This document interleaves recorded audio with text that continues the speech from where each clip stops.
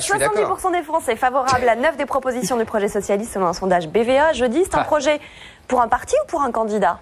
Pauvre Zemmour. Pauvre Zemmour, parce que ça me fait rire chaque semaine. Comme il a annoncé la mort du Parti Socialiste, déjà, il l'a enterré. Et à chaque semaine, quasiment, on dit...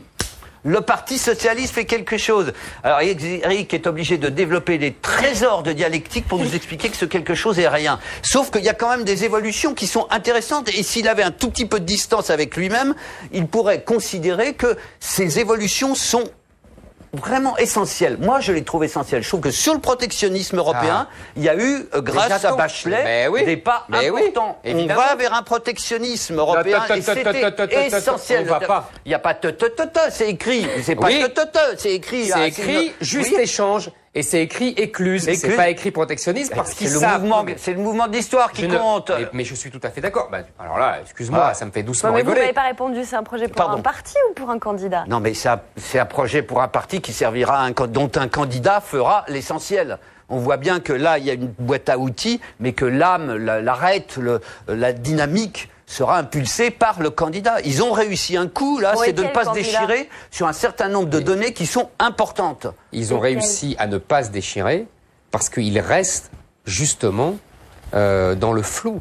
Parce que, alors là, ton sujet essentiel, moi je suis d'accord avec toi, c'est l'essentiel. Non mais j'en ai apporté un élément, mais j'ai plusieurs éléments comme ça. La question du protectionnisme, mais la question du protectionnisme d'abord, elle divise le parti, Hollande n'est pas d'accord, Strauss-Kahn, il dit rien pour l'instant, mais c'est pas vraiment la politique qu'il applique au FMI.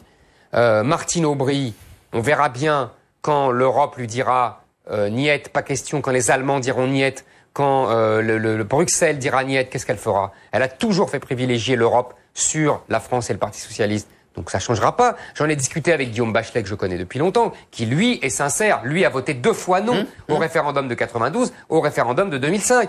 Lui, il est favorable à un protectionnisme européen. Mais une fois que l'Europe te dit non, qu'est-ce que tu fais? C'est la sempiternelle question. C'est pour ça que tu peux me dire, c'est pas moi c'est pas moi qui ai des contradictions. Ce sont eux. C'est le Parti Socialiste qui a une contradiction majeure.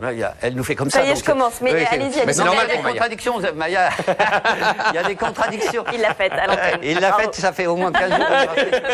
Il y a des contradictions et c'est la vie. C'est ce que je veux dire, c'est que c'est pas un astre mort, le Parti Socialiste, et c'est ça où je trouve ça intéressant. Pour moi, il me laisse très insatisfait, ce programme. Mais au moins, il y a des dynamiques qui sont enclenchées. Pareil pour le côté social-écologie. Je veux dire, par rapport au précédent programme, il y a des données nouvelles. Et même ce qu'on appelle comme anciens les emplois jeunes, moi je me réjouis qu'ils y soient parce que ça redonne de la dynamique et de l'espérance aux classes moyennes. Surtout ça alourdit. D'autres, tu disais qu'elles étaient déclassées systématiquement. Voilà, redonnons. Ça alourdit encore le déficit.